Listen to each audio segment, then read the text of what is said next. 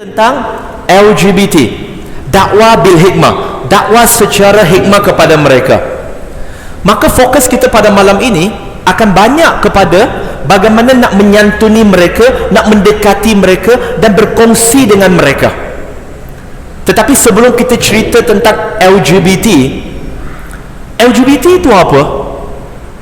LGBT itu merujuk kepada lesbian, gay, LG, B, bisexual, dan T, transgender,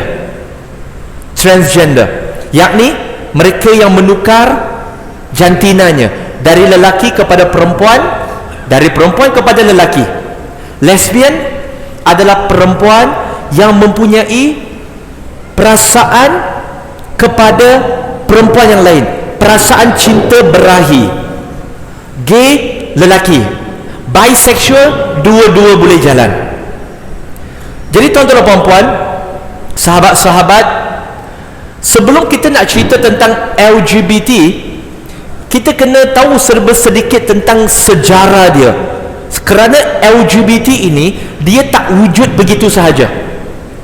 Dia bermula dengan gerakan liberisme secara besarnya, tetapi di bawah lingkungan liberisme ini dia ada gerakan yang dinamakan sebagai golongan feminism. Pernah dengar feminism? Tak apa, saya akan jelaskan.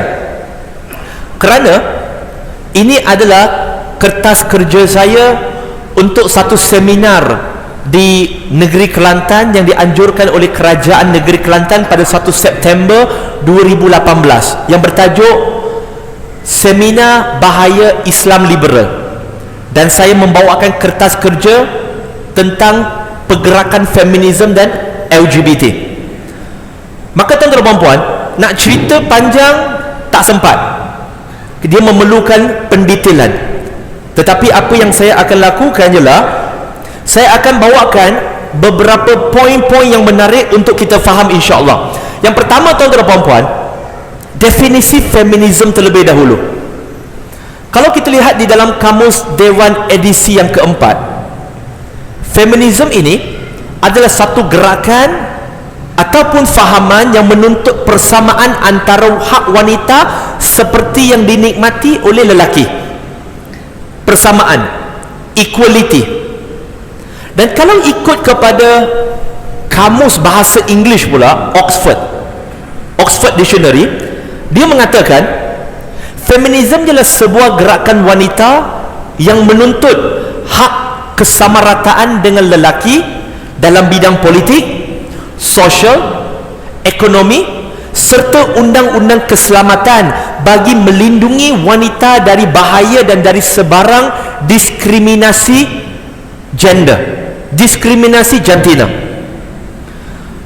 Tuan-tuan dan puan-puan, feminisme ini tak ada dalam negara yang majoriti Islam sebelum ini, sehinggalah pada zaman ini. Kenapa semua ini berlaku? Kita kena tahu, kadang-kadang terutamanya kita yang beragama Islam, kadang-kadang kita agak sukar untuk menghayati dan menikmati serta menghargai Islam ini kerana kita tiada perbandingan. Kita tak melakukan perbandingan. Kenapa di Eropah yang di mana bermulanya feminisme ini, mereka mula nak memperjuangkan feminisme? Kenapa? Kenapa dalam sejarah Islam 1400 tahun tak ada perjuangan feminis Muslim, tetapi hanya kebelakangan ini ada? Ini tidak lain tidak bukan, tuan-tuan dan puan-puan, kerana mereka tidak mendapat hak yang diberikan oleh Islam kepada wanita dalam agama mereka. Saya katakan ini dengan berani kerana, tuan-tuan dan puan-puan, semua ini ada dalam sejarah. Semua ini tercatat dalam sejarah dunia. Kenapa mereka memberontak? Kerana menurut kitab agama mereka dahulu, wanita tiada hak. Jadi hari ini mereka menuduh Islam macam-macam, Kerana dulu agama mereka tak ada, tetapi Islam telah memberikan. Sebab itu wanita Islam tak pernah memperjuangkan isu-isu ini, kerana hak mereka telah pun dilindungi oleh Al-Quran dan Sunnah itu sendiri. Barat tidak ada, mereka tidak ada semua itu. Sehingga kan tuan-tuan dan puan-puan, hak untuk memiliki hartanah itu sendiri tidak wujud di negara Barat sehingga kurun ke-19 ke kurun ke-20 untuk memiliki hartanah. Tetapi Islam 1400 tahun yang lampau telah memberikan hak ini kepada wanita. Sebab itu wanita Islam, dia tak perlu memperjuangkan kesamarataan, kerana di dalam Islam, ya ayuhan nas inna khalaqnakum min zakari wa unsa wa ja'alnakum syu'uba wa qabaila lita'alafu inna akrakum indallahi atkakum. Wahai manusia, sesungguhnya Allah telah menciptakan kalian daripada seorang lelaki dan seorang wanita. Diciptakan kalian berbilang bangsa, berbilang kaum, adalah agar untuk lita'arafu, untuk berkenalan. Dan Allah kata yang terbaik di kalangan kamu ialah siapa? Lelaki? Perempuan? Tak. Allah kata yang terbaik di kalangan kamu adalah yang paling bertakwa. Bukan soal kamu lelaki, soal wanita. Lelaki dengan wanita darjatnya sama di sisi Allah Subhanahu Wa Taala, sama. Tetapi kita kena faham, lelaki diciptakan dengan fizikal yang berbeza, perempuan diciptakan dengan fizikal yang berbeza. Masing-masing bukan untuk bersaing dalam bab fizikal, tetapi masing-masing diciptakan adalah untuk saling lengkap melengkapi, untuk melengkap melengkapi, bukannya bersaing. Bukan bersaing dalam ketakwaan, yes, fastabiqul khairat, bersaing dalam kebaikan, berlumba-lumba, itu penting. Tetapi di sisi Allah, kita tak jadi mulia kerana Melayu, tak jadi mulia kerana Banjar, kerana India, kerana Cina. Kita jadi mulia kerana takwa. Belum tentu penceramah ini lebih bertakwa daripada yang mendengar ceramah.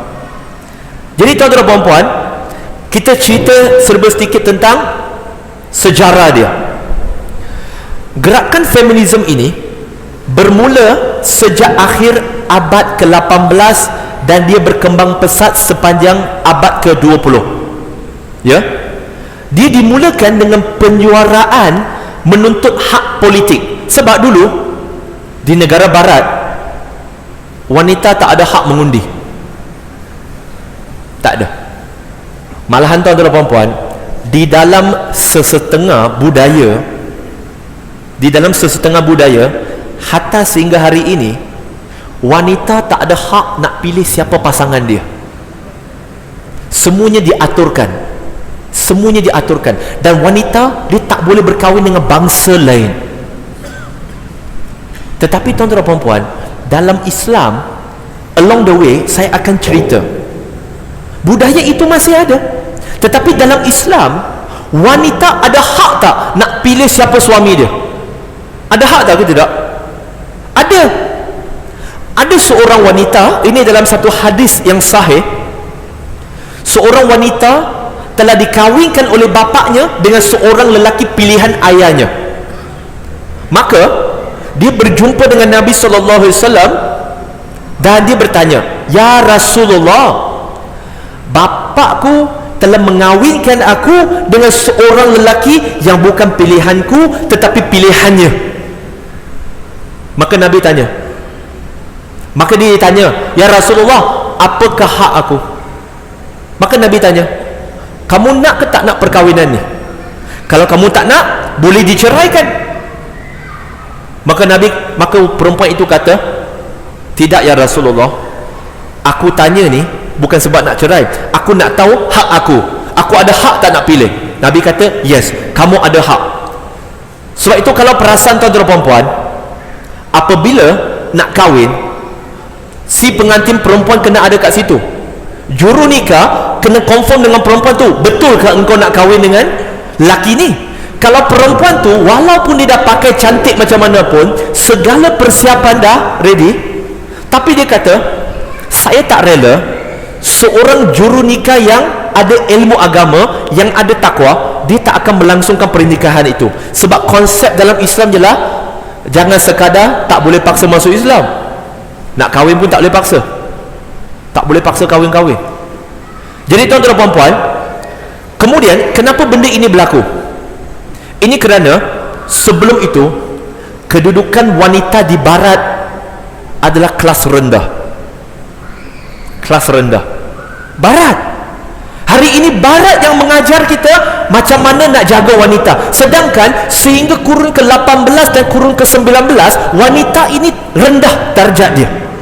Sedangkan 1400 tahun yang lampau Islam telah meninggikan martabat wanita. Maka dan wanita sering menjadi mangsa diskriminasi lelaki. Maka tulisan oleh seorang pejuang feminis yang sangat terkenal yang bernama Mary Wollstonecraft yang berjudul A Vindication of the Rights of Women dianggap sebagai salah satu karya pemangkin kebangkitan gelombang pergerakan feminisme ini. Maka tuan-tuan dan puan-puan, gelombang pertama, peringkat awal abad ke-19, kita akan sedikit sejarah, sedikit je, insyaAllah, sabar ya. Waktu itu tuntutan terhadap perbuatan LGBT di kalangan feminisme tak ada lagi ya. Kurun ke-19 masih tak ada lagi. Hatta boleh dikatakan kalau kita di Malaysia, pergerakan ini tak ada pada kurun ke-20 langsung. Kalau nak mengaku gay pun tak boleh, malu, geli. Kita nampak lelaki pegang tangan pun, wih kau gay ke? Masing-masing ada sensitivity itu. Perempuan lebih-lebih pun sensitivity. Tuan-tuan dan puan-puan, waktu itu tak wujud lagi pada kurun ke-19, tetapi apa yang mereka tuntut hanyalah sekadar pendidikan asas, ekonomi dan juga politik. Tetapi gelombang yang kedua, first wave, tak ada tuntutan LGBT. Second wave, kita tengok pada 1970-an semakin naik, 1980-an terutamanya di Amerika Utara dan Eropah Barat, wujudnya gelombang baru di dalam feminisme, iaitu sebagai feminisme lesbian yang berpengaruh. Feminisme lesbian di Malaysia kena bezakan ya. Saya cuba tak nak masuk terlalu teknikal. Seorang pejuang feminis tak semestinya dia sendiri terlibat dalam lesbian, tak ya. Tetapi di Indonesia, di negara jiran kita, seorang pejuang feminis dia tak dikira sebagai seorang feminis kafah. Maksudnya seorang feminis yang profesional sehingga dia sendiri terlibat dalam lesbian. Kalau di sana, kalau transgender ini kat Malaysia kita panggil apa? Maknya ataupun pondan. Dekat Indonesia dia panggil apa? Tahu tak? Waria. Apa itu waria? Waria ini adalah wanita tapi pria. Tahu? Siapa sahabat dari Indonesia di sini? Saya difahamkan di sini ramai Indonesia. Tak ada? Ada, betul? Waria? Pernah dengar? Iya, betul. Di Indonesia dia dipanggil sebagai waria, wanita tapi pria. Pria tu lelaki ya, pria. Sebab saya tengok semua terpinga-pinga. Apa tu pria? Pria tu nama perempuan ke apa? Bukan. Pria yang kalau dalam bahasa Indonesia iaitu lelaki. Wanita tapi pria, itu di sana. Tuan-tuan dan puan, setelah golongan ini, pejuang feminisme lesbian ini, mereka mendapat hak dan ruang yang mereka tuntut, maka selepas itu, you see ya, mereka tuntut kebebasan untuk mencintai manusia sejenis. Kemudian apa mereka tuntut? Tuntutan seterusnya adalah tuntutan untuk kebebasan seks sama jantina. Sebab waktu itu pada 1948 United Nations Human Rights Convention, hak asasi manusia pertubuhan bangsa-bangsa bersatu, telah pun ditandatangani. Itu cerita lain. Human right versus human right in Islam, itu topik yang lain.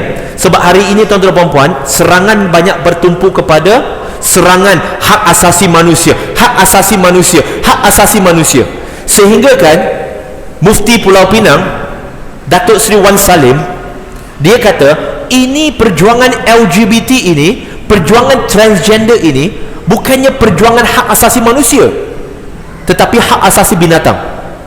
Dia kata, sebab kalau masih ingat, ini kita bukan nak melahirkan kebencian kepada pelaku. Kita kena faham dalam Islam, kita membenci dosa, tetapi bukannya membenci pendosa itu. Apa yang kita benci adalah dosa yang dia lakukan, bukannya pendosa itu.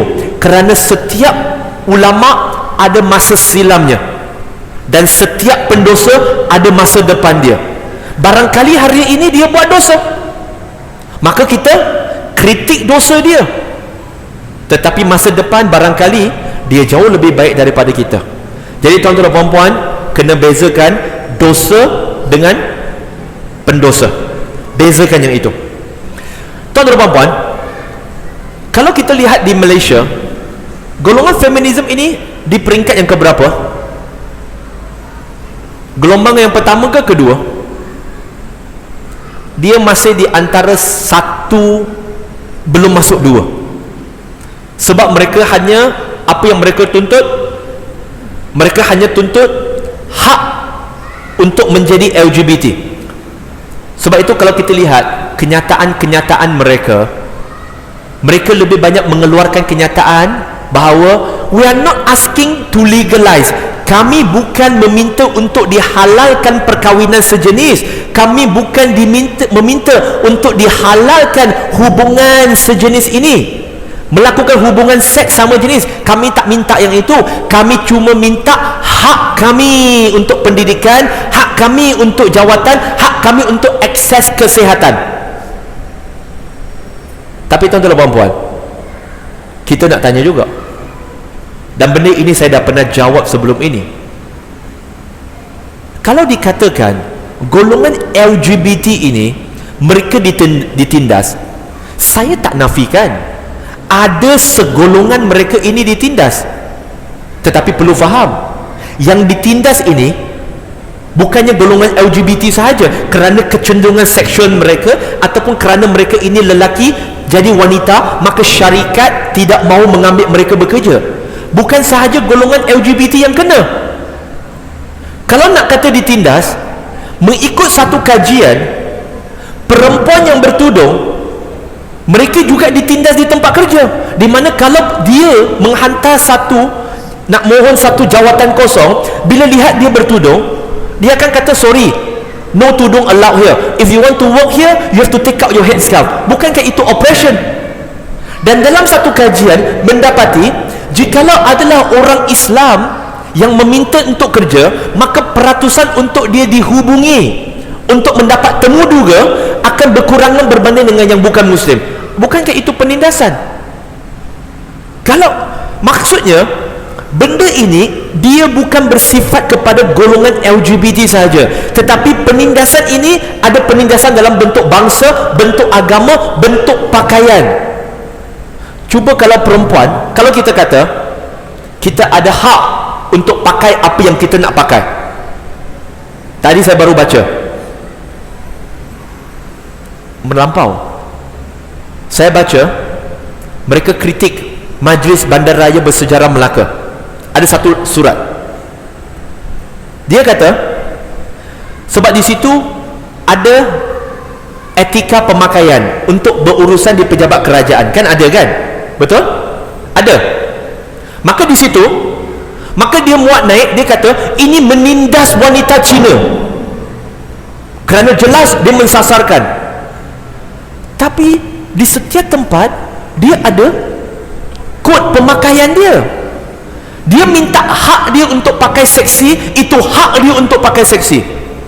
Tapi tuan-tuan dan puan-puan, kalau begitu, kenapa syarikat penerbangan tidak memberikan hak kepada perempuan Melayu, perempuan Islam untuk bertudung ketika bekerja? Adakah dengan bertudung itu akan mengganggu pekerjaan mereka? Kenapa itu tak dikatakan sebagai penindasan? Kenapa yang diperjuangkan adalah mereka sahaja? Double standard. Yang kita tentang, tuan-tuan dan puan, adalah sifat double standard mereka itu. Nak kata tindas, Muslim pun kena tindas juga. Jadi tuan-tuan dan puan, di Malaysia ada beberapa pergerakan feminism. Antara yang paling terkenal yang diasaskan pada 1988, iaitu yang dipanggil sebagai kakak dalam Islam. Tahu kakak dalam Islam? Sister in Islam, sis. Okey. Tetapi tuan-tuan dan puan, pergerakan ini dia bukan satu je pergerakan yang melindungi wanita, yang memperjuangkan hak wanita. Tetapi di Malaysia ni banyak.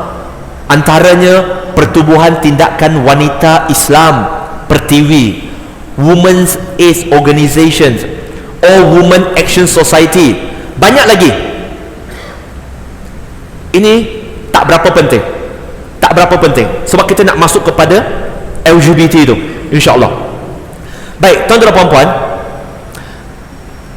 LGBT ini, tuan-tuan dan puan-puan tahu tak, ada satu case beberapa tahun lepas yang terjadi di Negeri Sembilan, di mana beberapa individu yang berpakaian lelaki tetapi berpakaian seperti wanita di Negeri Sembilan, mereka ditangkap, kemudian dijatuhkan hukuman, tetapi kes mereka dibawa kepada Mahkamah Persekutuan, rayuan, dan akhirnya mereka menang kes. Pertubuhan ini, gerakan ini bernama Justice for Sisters. Justice for Sisters ini diterajui oleh seorang individu yang bernama Nisha Ayub. Pernah dengar? Tak pernah dengar? Kalau tak pernah dengar, saya sebut insiden ni, tuan-tuan dan puan-puan akan kenal. Yang di mana dia dijemput oleh Menteri Agama Datuk Seri Dr. Mujahid Yusof Rawah untuk berjumpa di pejabatnya, dan lalu mereka bersalaman. Itulah Nisha Ayub. Kenal? Masih tak kenal? Tak apa, balik Google sendiri. Nisha Ayub. Nisha Ayub seorang lelaki tetapi menukar jantinanya menjadi wanita. Sebelum saya pergi lebih lanjut, dan sebelum lebih ramai orang salah faham, apa yang saya akan cakap selepas ini sedikit sensitif, tapi tak perlu sensor. Sebab bukan apa pun, sensitif dari segi nak mengajak kita berfikir. Tuan-tuan dan puan-puan, jikalau seorang lelaki dia mempunyai kecenderungan tarikan seksual terhadap lelaki yang lain, dia berdosa ke tidak? Berdosa ke tidak? Kalau seorang perempuan mempunyai kecenderungan seksual terhadap perempuan yang lain, sama jenis, sama jantina, dia berdosa ke tidak? Berdosa? Tak berdosa. Kenapa tengok saya lain macam? Salah jemput penceramah kot. Rupa-rupanya penceramah ni lah pendukung LGBT kan? Harap bersabar dengar saya cakap sehingga habis. Baru tuan-tuan dan puan-puan buat keputusan saya cakap betul ke tak betul. Saya nak tanya, kita yang normal ini, dalam fitrah ini, lelaki dia nampak wanita yang bukan mahram dia, yang dia ada kecenderungan seksual, dia berdosa ke tak? Kalau perempuan dia nampak lelaki handsome, dia ada kecenderungan tertarik sungguh nak bersama dengan dia, dia dah berdosa ke belum? Okey, kalau lelaki yang normal dia nampak seorang perempuan dan dia ada tarikan dan dia ada kecenderungan kepada perempuan itu, dia tak berdosa. Jadi kenapa seorang lelaki yang tertarik dengan lelaki yang lain sama jenis, yang dia ada tarikan seksual, kenapa pula dia berdosa? Bukankah sama? Tuan-tuan dan puan-puan, dalam Islam Allah Subhanahu wa ta'ala tidak menghukum kita di atas kecenderungan itu, tetapi Allah hanya menghukum kita apabila kita memanifestasikan kecenderungan itu. Betul ke tidak? Contoh, saya nampak anda saya rasa nak tumbuk je. Tumbuk tu betul ke tak betul? Boleh tak saya mencederakan orang? Boleh ke tak boleh? Boleh ya? Bukan, tak ada sebab saya nak tumbuk dia. Boleh ke tak boleh? Tapi saya baru niat, dapat dosa ke belum? Tak. Bila saya dapat dosa? Bila saya tumbuk dia. Faham maksud saya? Bila saya tumbuk dia, ada hadis Nabi SAW, innama akmalu biniyat. Maksudnya seseorang itu akan didasari dengan niat dia, amalan dia berdasarkan dengan niat dia. Hadis tu terus sambung dan berkata, sesiapa yang berniat, baru niat nak buat kebaikan, maka Allah akan memerintahkan malaikat untuk mencatatkan pahala untuk dia. Tak buat lagi, niat baik dah, dapat pahala dah. Bila dia buat apa yang dia niatkan, dapat lagi pahala tak? Dapat lagi. Sehingga berapa kali ganda? 700 kali ganda, betul? Yes. Tapi hadis itu sambung, tetapi apabila hambanya berniat nak buat kejahatan, Allah memerintahkan malaikat, tahan dulu, jangan tulis dulu. Tetapi apabila dia memanifestasikan, melakukan kejahatan yang dia niatkan, dicatatkan untuk dia berapa dosa? 1. So kalau dia baru ada kecenderungan, berdosa ke tak? Tuan-tuan dan puan, kena faham, saya bukan membela golongan LGBT, tetapi saya buat perbandingan. Kalau kita sebagai lelaki, sebagai perempuan yang normal, kita tertarik dengan jantina lain yang normal, hubungan yang normal, kita tertarik, wow, rasa seperti nak bersama dengan dia, adakah kita telah berdosa? Belum lagi.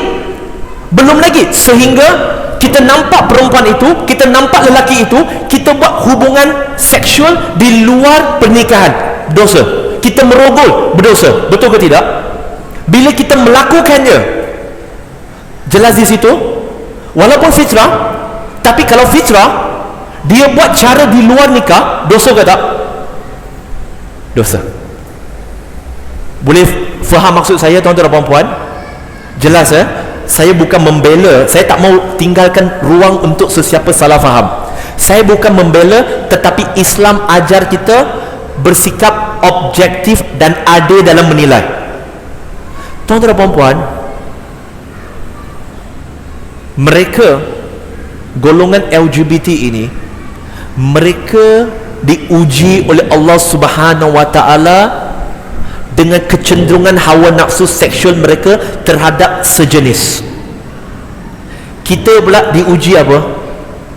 Kita diuji pula dengan kecenderungan terhadap jantina yang lain. Betul ke tidak?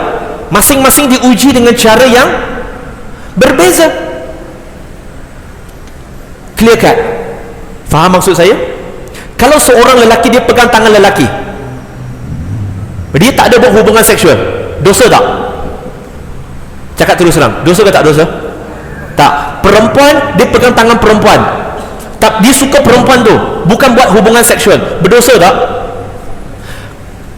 Kalau lelaki pegang tangan perempuan yang bukan mahram dia, berdosa tak? Tuan-tuan dan puan, kadang-kadang betul LGBT ini perlu kita ketahui, tetapi antara normalisasi yang telah berlaku dalam masyarakat kita ialah, kita hanya nampak lelaki yang pegang tangan lelaki itu geli. Tanyalah sahabat kita dari Bangladesh, mereka pegang tangan, betul tak? Mereka jalan berjemaah pegang tangan. Adakah itu berdosa? Tak. Tetapi masyarakat kita hari ini kurang sensitif. Bila tengok artis, gesek-gesek tangan bukan mahram, berlakon di atas adegan ranjang, kita kata, betul lah lakonan dia, romantiknya diorang. Wahai benda tu haram, kita rasa romantik. Kenapa double standard? Jangan double standard. Kalau kita kata benda tu haram, benda ni pun lagi haram. Lelaki pegang tangan lelaki, tadi saya salam dengan ustaz, haram kah? Tak haram. Tapi kalau saya salam dengan perempuan yang bukan mahram saya, haram. Boleh jelaskan setakat ini, tuan-tuan dan puan?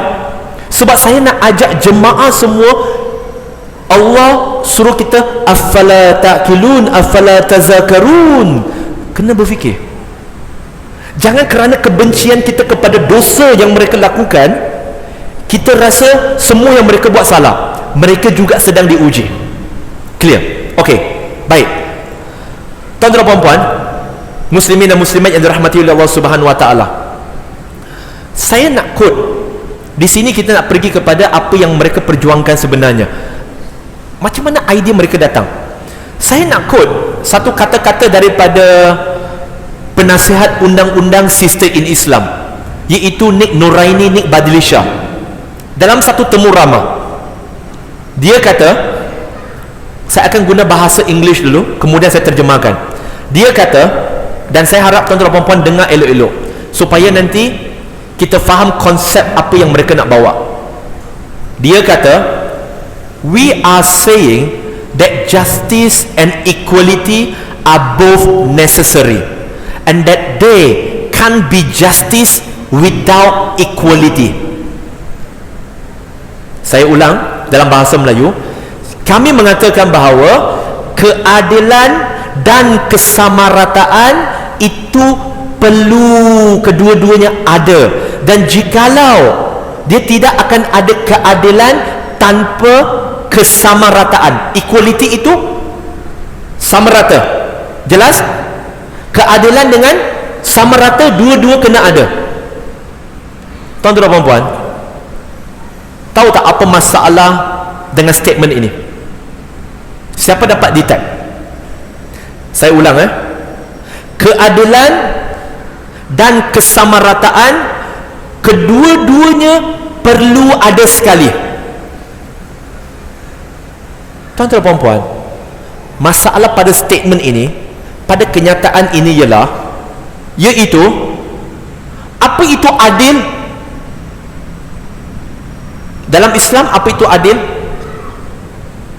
Meletakkan sesuatu pada tempat dia.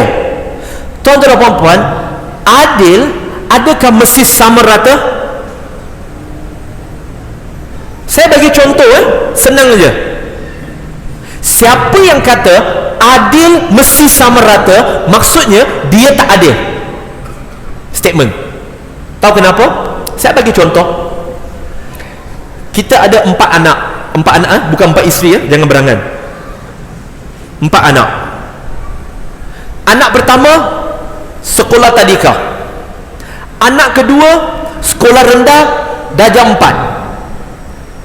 Anak ketiga, apa pula anak pertama? anak paling bongsu tadika.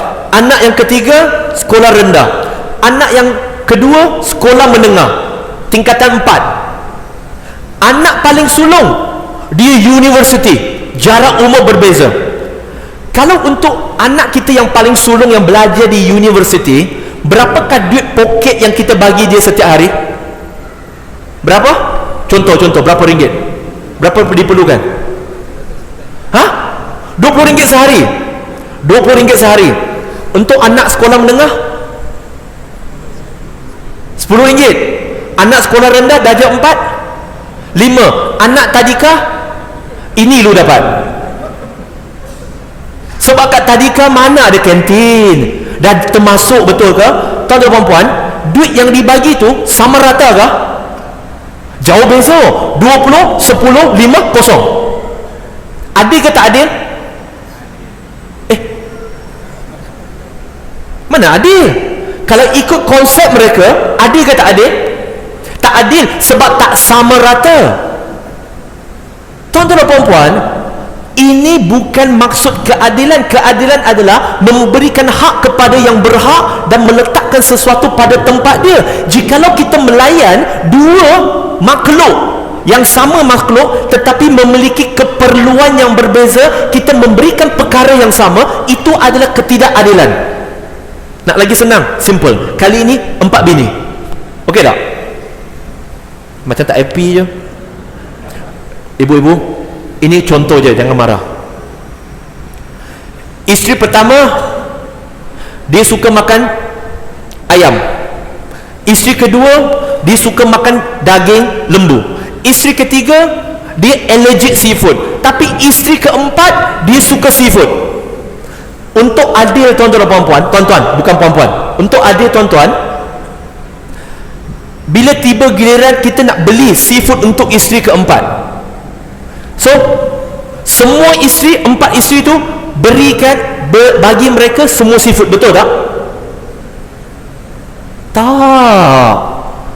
Tak macam tu. Tuan-tuan dan puan-puan, isteri ketiga tadi allergic seafood. Takkan sebab isteri keempat nak makan seafood maka semua diberi seafood. Kalau kita bagi seafood juga dekat isteri ketiga, dia allergic, muka bengkak, sesak nafas, mati. Itu bukan keadilan, itu kebodohan. Nak sama rata, oh awak suka seafood, tak apa, bagi awak seafood. Oh awak allergic, awak suka makan apa? Apa dia nak? Awak suka ayam, saya beli ayam. Awak suka daging, saya beli daging. Tapi sama tak benda? Benda yang tak sama, tetapi keperluan yang berbeza. Boleh faham ke tuan-tuan dan puan-puan? Okey, so far kita jelas Ini kita dah start dah dakwah bil hikmah tu. Tuan-tuan dan puan-puan, mereka juga minta apa? Sama rata. Let the game start. Feminism kan? Let the game start. Sama rata maksudnya apa lelaki dapat, perempuan pun kena dapat. Betul ke? Betul ke tak betul ni? Semua tengok saya je.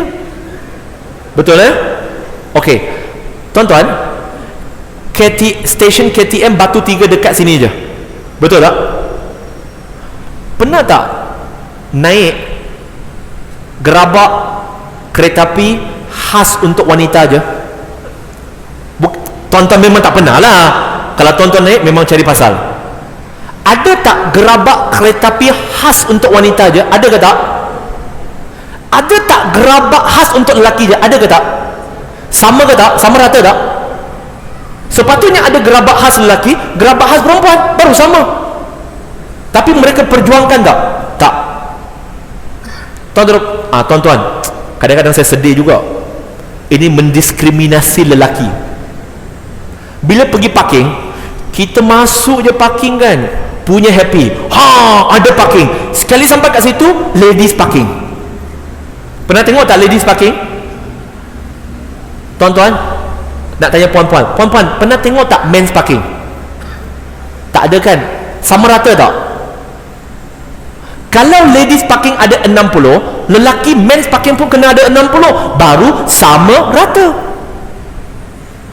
Tapi kenapa mereka tak perjuangkan sama rata? Di situ kita nak buktikan fallacy, cara berfikir mereka yang ada problem. Dan tuan-tuan dan puan-puan, apa argument mereka? Mereka kata golongan LGBT ini adalah sesuatu yang semula jadi. Tapi tuan-tuan dan puan-puan tahu tak, untuk makluman pada 1993 memang ada seorang saintis yang bernama Profesor Dean Hammers.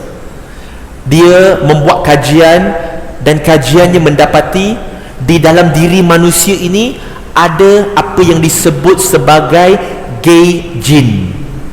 Bukan jin yang gaya tu, jin dalam badan tu, gay gene. Maka dia kata, adalah normal untuk lelaki memiliki kecenderungan seksual terhadap jantina yang sama. Saintis 1993. Kemudian sekumpulan saintis yang lain, mereka buat kajian menggunakan metodologi yang sama.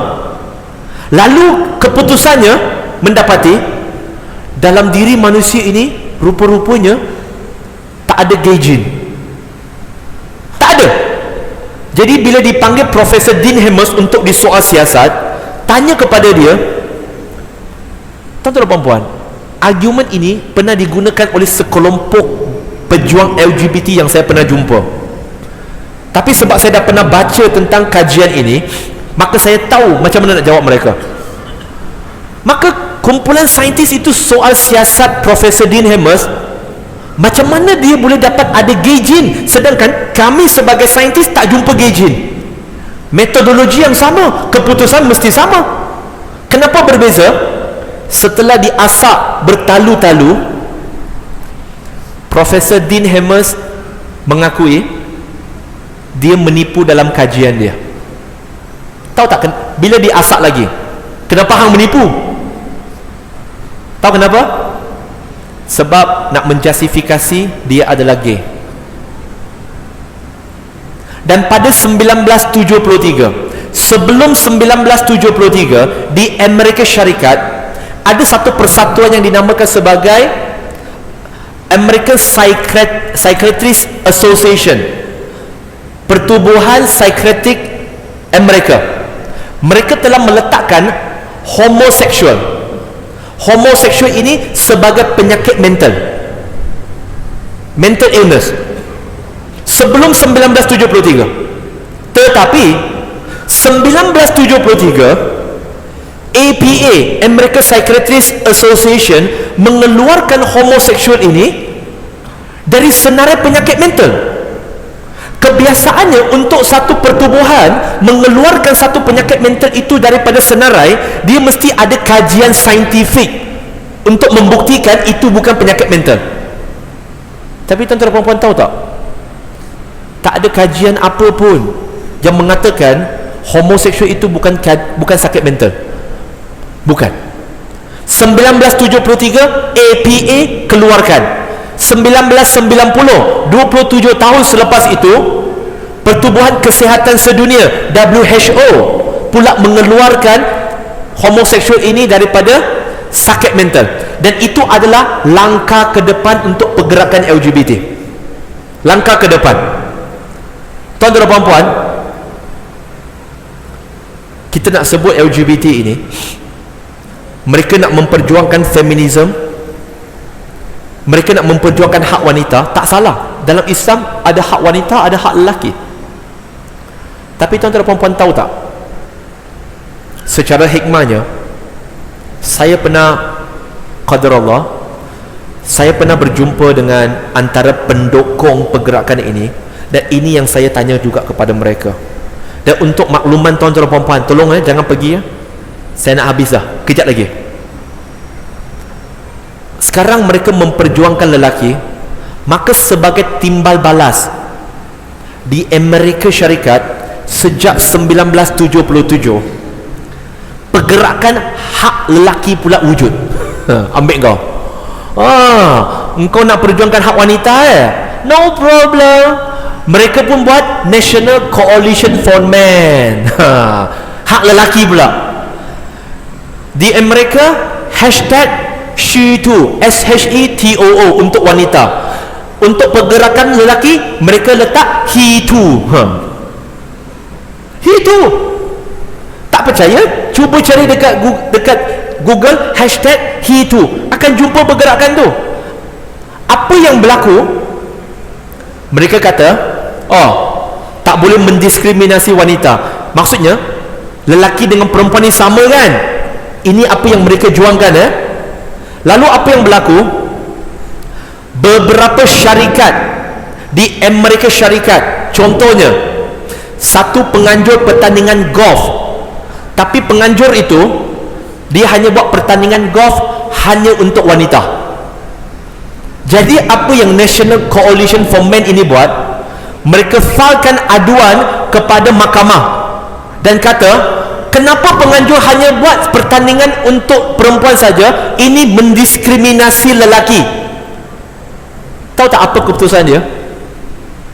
Keputusannya, mahkamah di Amerika Syarikat memberikan kemenangan kepada National Coalition for Men dan menuntut penganjur kejohanan golf wanita untuk membayar ganti rugi kepada mereka kerana menindas lelaki. Ambil kau. It never ending.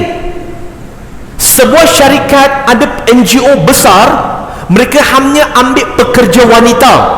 Maka National Coalition for Men ini, NCFM, mereka pun tak puas hati. Mereka file lagi laporan, kata syarikat ini menindas lelaki kerana mereka hanya ambil perempuan, tak ambil lelaki. Sekali lagi, kemenangan berpihak kepada mereka, dan akhirnya syarikat itu rugi banyak kerana terpaksa bayar ganti rugi. Ini untuk feminism. Tapi saya nak pergi kepada realiti LGBT. Tuan-tuan dan puan-puan, hari ini argumen yang mereka gunakan, argumen yang mereka gunakan, mereka kata LGBT, lesbian, gay, bisexual, transgender ini adalah antara dua orang dewasa. Itu adalah hak asasi manusia. Kenapa nak halang? Betul ke? Macam mana kita nak jawab? Jangan tengok saya, tak ada jawapan. Jawapan kat dalam. Tuan-tuan dan puan-puan, tahu tak apa yang berlaku? LGBT ini, jikalau dibenarkan di atas nama hak asasi manusia, walaupun secara jelas menurut Kementerian Kesihatan Malaysia mendapati penghidap HIV di Malaysia, lebih 50% daripada penghidap HIV di Malaysia adalah golongan LGBT. Maksudnya mereka yang terlibat dengan LGBT ini, daripada 2 orang, seorang ada HIV. Jikalau dibenarkan pergerakan ini di atas nama hak asasi manusia, human right, saya tutup terus buku ni, laptop saya. Soalan yang perlu ditanya, kalau tuan-tuan dan puan-puan, ini dakwah bil hikmah, jangan gaduh tau, jangan pukul tau, jangan tindas mereka tau. Mereka tetap manusia, mereka tetap Muslim. Jikalau mereka kata ini adalah hak kami, apa yang salahnya? Bukan kami kacau hidup kau. Kita tanya mereka, okey, untuk tujuan perbincangan, LGBT itu okey, walaupun saya kata tak okey, tapi untuk tujuan perbincangan, LGBT itu okey, atas nama hak asasi manusia, tak kacau orang. Tanya balik kepada pejuang ini ataupun pengamal LGBT ini, tanya balik kepada dia, sumbang maram okey tak? Tanya dia, sumbang maram antara bapa dengan anak perempuan kandung yang telah dewasa, dua-duanya setuju untuk melakukan sumbang maram, tanya dia okey tak?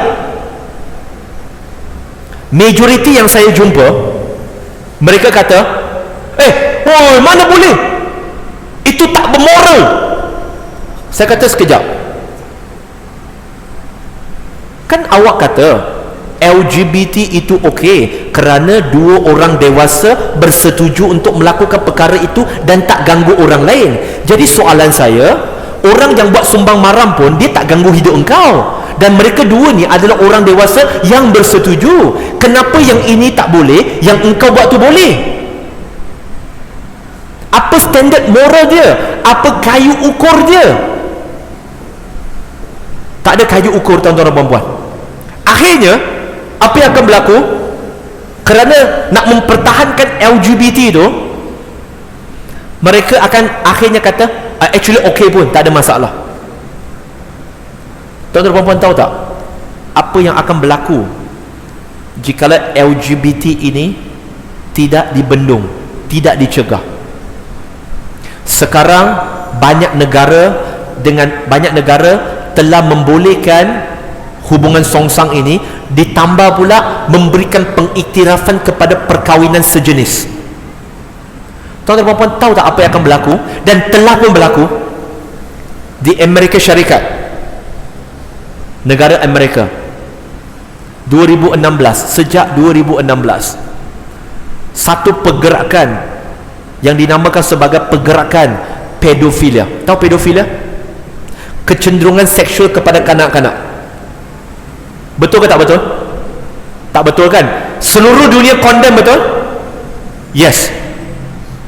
Tuan-tuan dan puan-puan, you know what happened now?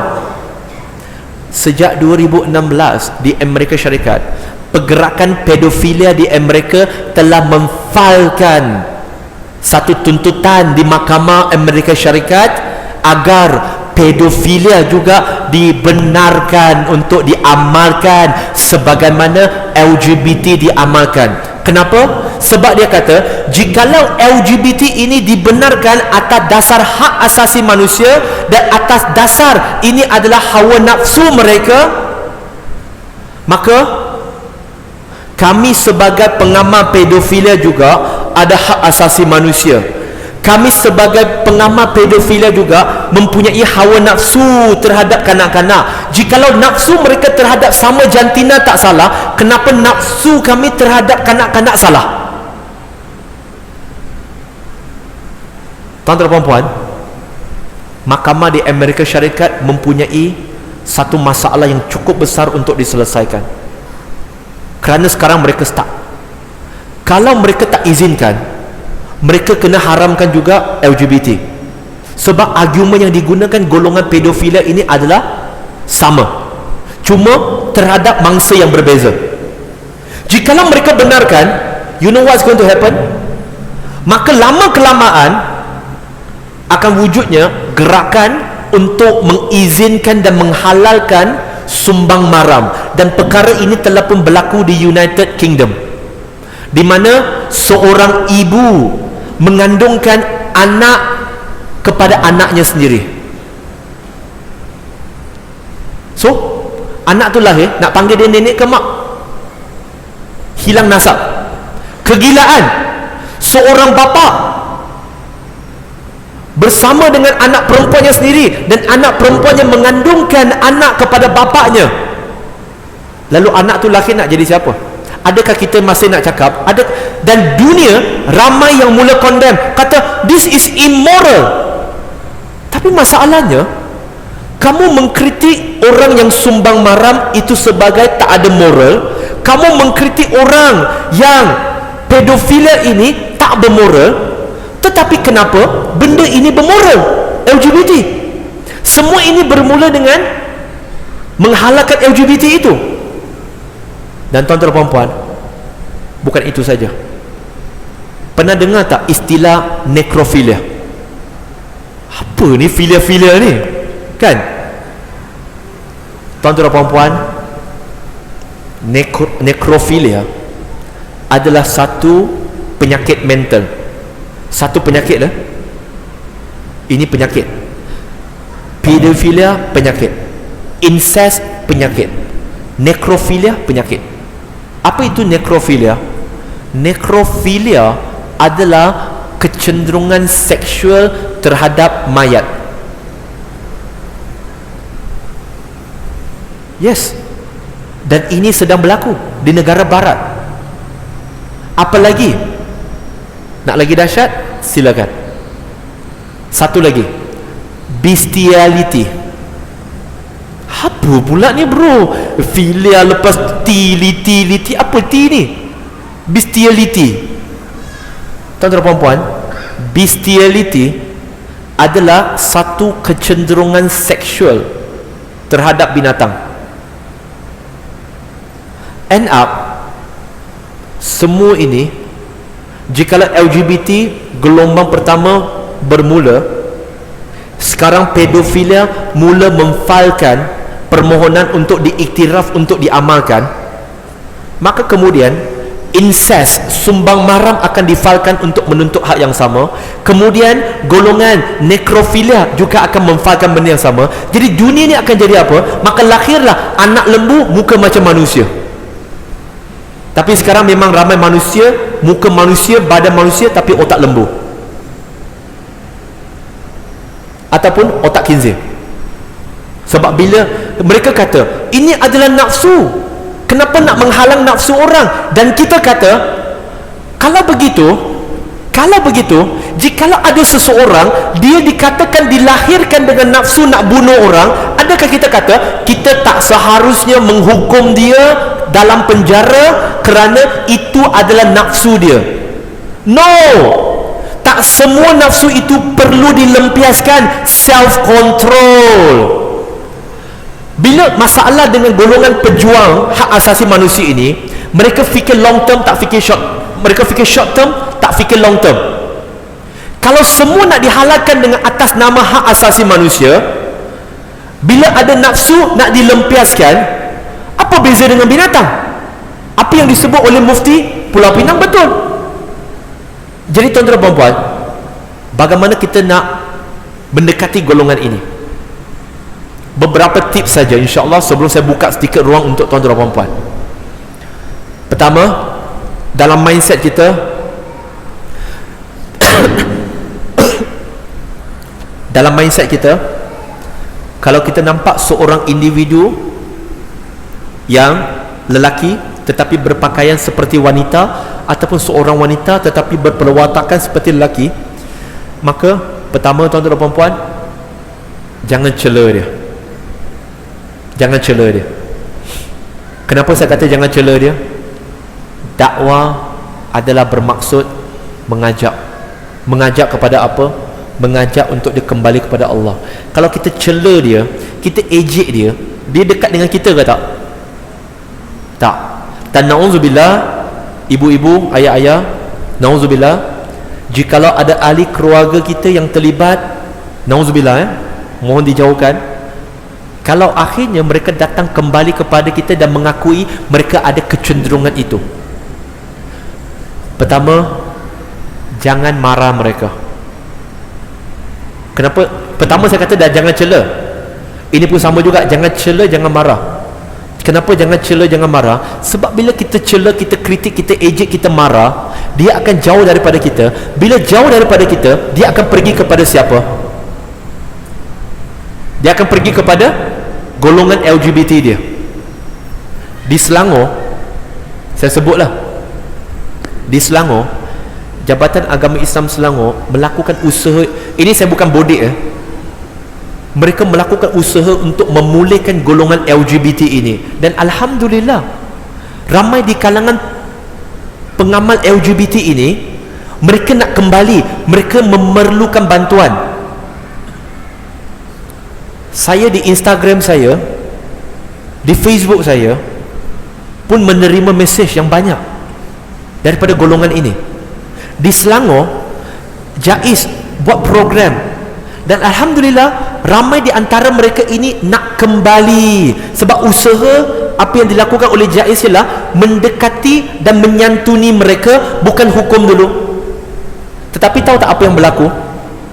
Apa yang berlaku selepas itu ialah, setelah niat mereka untuk kembali menjadi jantina yang sebenar diketahui oleh aktivis LGBT di Malaysia, NGO dengan aktivis LGBT di Malaysia pergi cari mereka satu persatu dan marah mereka. Kenapa korang nak ikut JAIS? Kenapa nak ikut? Diorang tu nak menukar kamu masuk jantina tu. Kamu kan macam ni, jangan ikut. Jahat mereka. Sebab itu saya kata, pendekatan pertama kita dalam dakwah bil hilmah, bila nampak orang yang lain daripada kita, jangan cela, jangan ejek, jangan apa? Jangan marah. Nasi dah jadi bubur.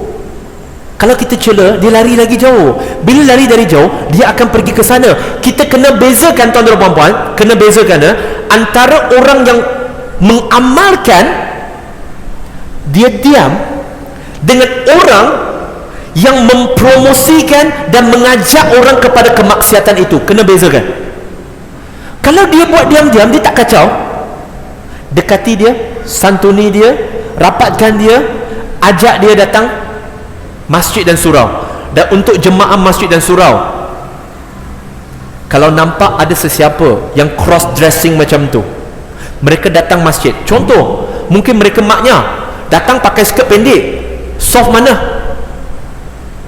Soft lelaki ke perempuan? Cakap baik-baik, soft lelaki ke perempuan? Dia lelaki tapi pakai wajah perempuan. Soft lelaki. Soft lelaki. Dia tak ada kain, tak apa, ada kain, bagi dia pakai. Yes, mungkin dia telah buat suntikan, dia telah buat pembesaran buah dada. Tuan-tuan dan puan-puan, selagi dia nak datang solat, biar dia datang. Lepas tu korang jangan ambil gambar curi-curi. Kau tengok perempuan solat di sini, lepas tu viral, dia malu, dah tak datang masjid. Macam mana kita nak menyantuni mereka? Tujuan kita nak ajak mereka kembali kepada agama, bukan nak menjauhkan mereka. So nampak, salam, berborak dengan dia, jangan ejek, hey nya, hey aqua, pondan, jangan. Tapi, halo bang, apa khabar? Apa abang?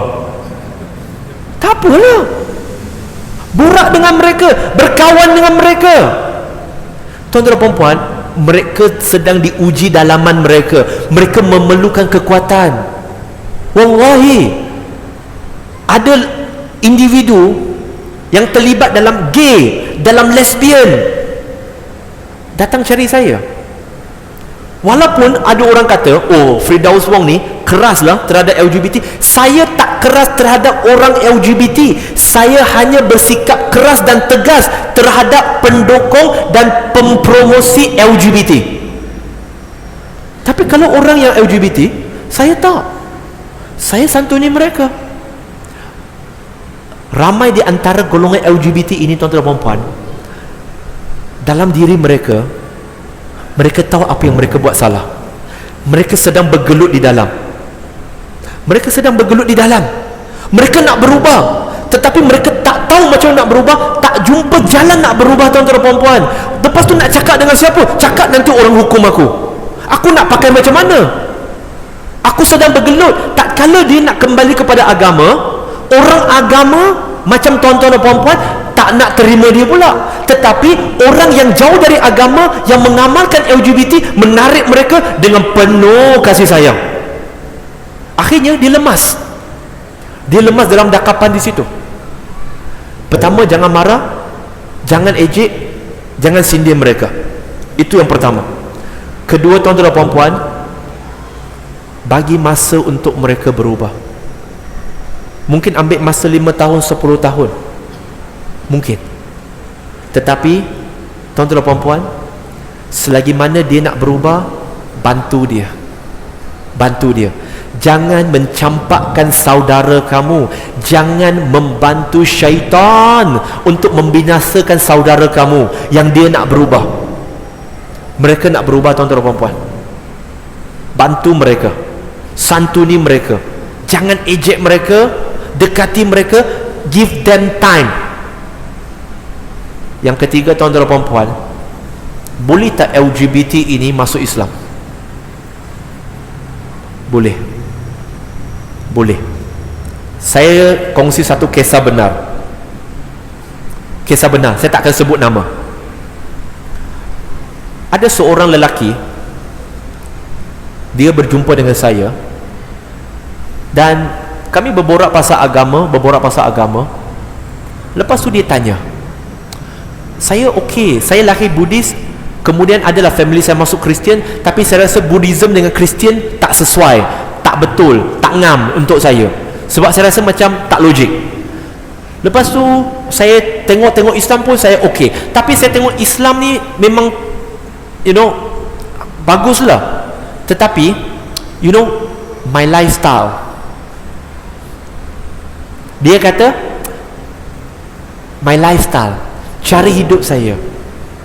Jadi dia tanya, jadi macam mana dengan lifestyle saya? Apa nasihat? Nasihat dia, maksudnya dia gay lah, dia nak bagi tahu dia gay. Maka kami bagi nasihat, kami bagi tahu, your lifestyle I don't want to know.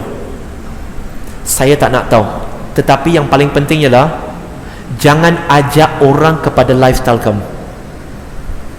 Kamu tetap boleh jadi Muslim dan selalu mohon kepada Allah Subhanahu Wa Taala untuk tolong kamu. Lelaki tu kata, tapi Ustaz, saya memang dah pergi berubat tau, saya pergi jumpa psikologis tau, saya memang nak berubah. Tapi saya kata tak apa, no problem. Mungkin kekuatan itu yang kamu perlukan. Jadi banyakkan solat, banyakkan sujud, banyakkan berdoa, Allah uji kamu. Yang paling penting ialah apa yang kamu buat, jangan cerita dengan saya, jangan cerita dengan orang, dan jangan ajak orang kepada kamu. Jangan ajak orang untuk ikut gaya hidup kamu. Dia kata, I know, benda yang saya buat ini pun tak betul sebenarnya, saya tahu, tapi saya struggle. Bila dah cerita, tetap kita tak ubah hukum. Kita bagi tahu, jikalau kamu buat sesuatu yang songsang, tetap berdosa, tetapi itu tak mengubah hakikat kamu adalah seorang Muslim. Barangkali kamu buat dosa besar, tetapi masih ada harapan masuk syurga kerana kamu beriman dan beramal soleh. Tetapi kalau kamu buat benda songsang, langsung tak masuk Islam, confirm ikut neraca perspektif kayu ukur dalam Islam, confirm neraka, sebab kamu buat syirik kepada Allah Subhanahu Wa Taala. Alhamdulillah, seminggu selepas kami jumpa, dia masuk Islam.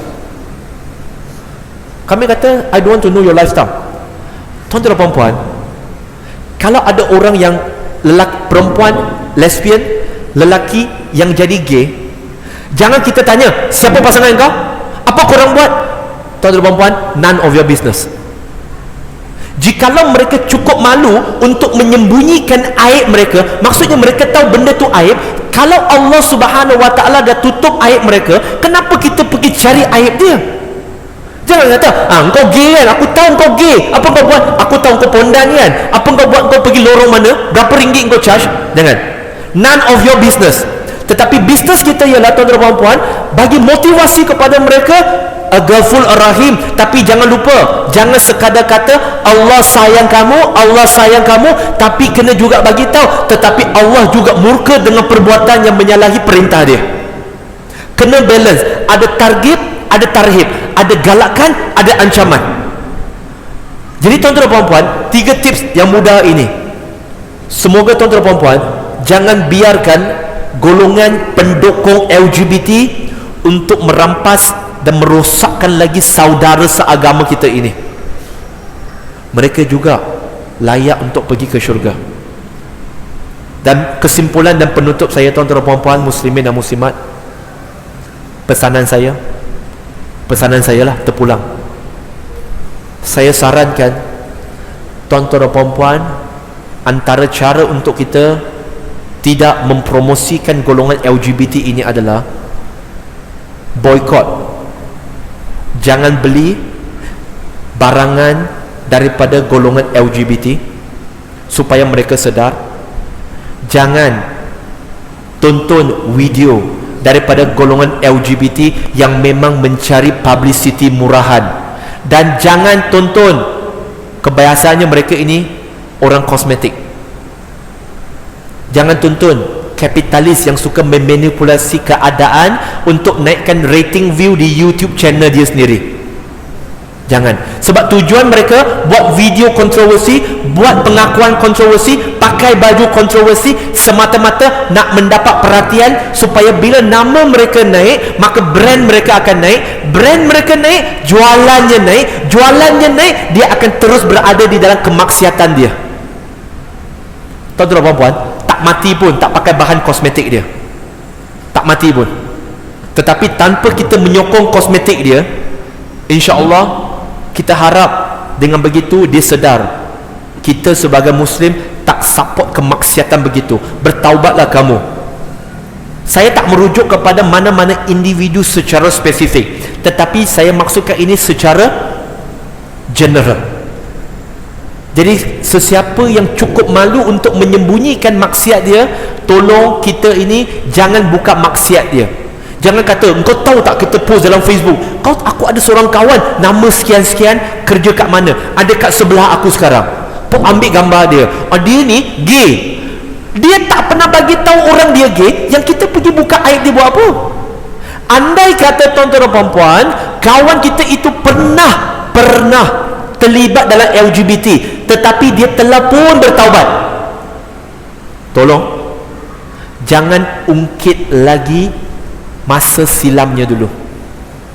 Kerana seorang ulama yang bernama Imam Ibn Qayyim rahimahullah, dia mengatakan, untuk kamu mengungkit kembali dosa silam yang pernah dilakukan oleh saudara kamu yang telah dia bertaubat akannya, itu adalah dosa yang lebih besar berbanding dosa yang pernah dilakukan sebelum itu.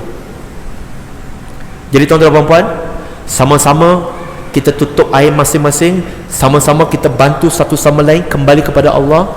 Dan saya nak akhiri dengan kata-kata pujangga ini yang saya telah sebut dalam ceramah saya tadi. Setiap ulama ada masa silamnya, dan setiap pendosa pada hari ini ada masa depan dia. Jadi senantiasa berdoa kepada Al-Ghafur Ar-Rahim, At-Tawwab, untuk memberikan kasih sayang, mengampunkan dosa kita dan mereka, agar mereka kembali kepada Allah Subhanahu Wa Taala. Dan At-Tawwab, yang maha menerima taubat, insya-Allah jikalau kita ikhlas dan kita istiqamah, Allah pasti akan mengampunkan dosa kita, insya-Allah. Amin ya rabbil alamin. Jadi tuan, kita ada buka soalan ke tak ada? Saya terpulang kepada pihak penganjur. Adakah soalan ke, ataupun kita nak terus kepada solat Isyak? Ya? Silakan. Ya. Ya. Kita buka untuk beberapa soalan insyaAllah tuan. Boleh ya? Yes, silakan. Dah buka dah.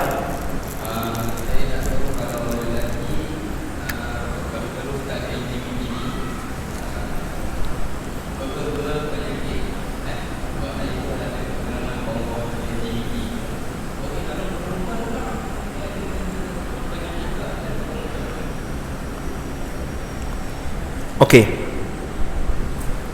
Jikalau lelaki, maka mereka akan mendapat penyakit. Okey? Penyakit HIV dan sebagainya kerana bertukar pasangan dan sebagainya. Bagaimana dengan perempuan? Adakah mereka akan dapat penyakit? Setahu saya, kebiasaannya kalau golongan lesbian ini jarang. Sebab kalau ikut dalam sains itu sendiri, mereka tak ada disebut sebagai penetration dan sebagainya.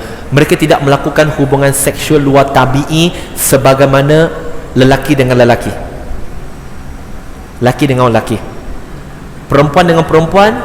Mereka jarang ada macam tu.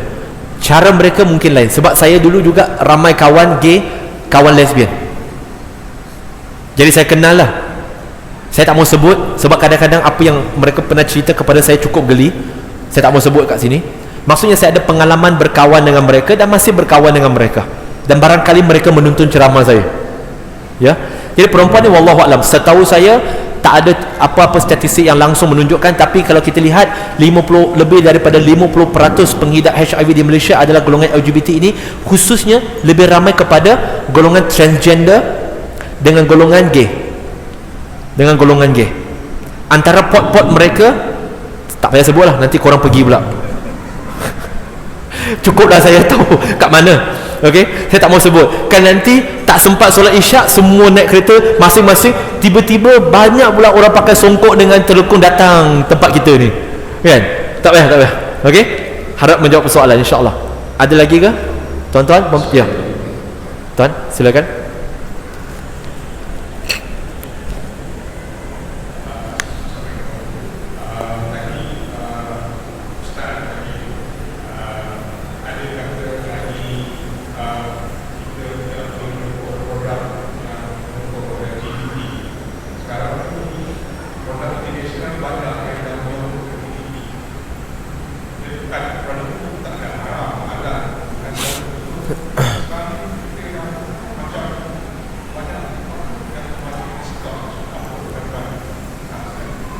Okey, tuan tanya satu soalan yang sangat relevan, iaitu sekarang ini kita dah ada banyak syarikat antarabangsa, jenama antarabangsa yang mendukung LGBT.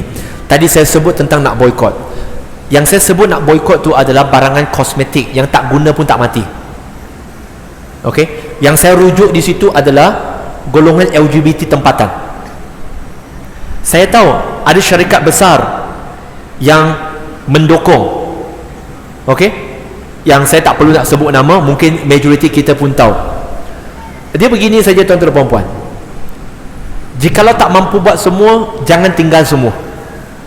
Kalau kita ada alternatif, saya bagi contoh, jikalau ada stesen minyak ini, dia mendukung secara terbuka, okey, dia mendukung secara terbuka pergerakan LGBT di Malaysia. Okey, tetapi kita ada syarikat petroleum yang lain yang tak menyokong. So kita pergi ke mana? Pergi kepada yang itu. Boleh faham maksud saya? Jadi jikalau kita ada alternatif, kita pergi kepada alternatif. Dan antara gesaan saya ialah jangan lupa akan program kita BMF. Jangan lupa akan program itu BMF. Sebab kalau kita sebagai Muslim tak sokong ekonomi Muslim, kita kena naikkan ekonomi Muslim. Tapi yang ekonomi Muslim pun, peniaga Muslim pun kena naikkanlah kualiti barangan mereka dengan servis mereka. Jangan nak suruh orang beli barangan kita atas dasar BMF tapi kualiti tak ada. So sama-sama naikkan. Jadi bila bab memboikot syarikat-syarikat antarabangsa ini, yang mampu kita buat. Itu saja. Buat yang terbaik. Jikalau ada kawan kita, dia tak nak boikot, jangan pula kita boikot kawan tu. Jadi lain pula boikot dia. Ya? Boleh? Wallahu a'lam, harap menjawab soalan.